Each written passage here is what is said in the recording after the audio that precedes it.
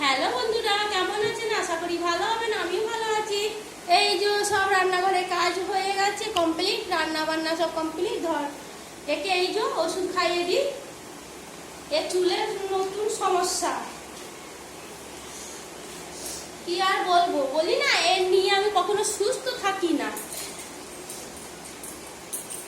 ঠিক আছে, দিয়ে ডাক্তারকে দেখানো হলো। ডাক্তার বললো দেখুন 2 মাস তারপরে ওষুধটা খাবার, কি কেমন থাকে তারপরে বলা যাবে। সমস্যা শেষ নেই। এই তো খাই দিই, 5 মিনিটের পর ভাত খাবো। এখন খাবো না, এই জলটা খাস না।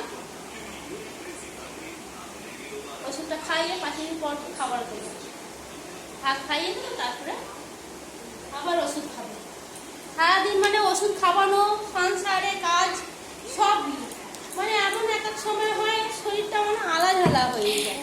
হয়ে গেল, ঠিক আছে।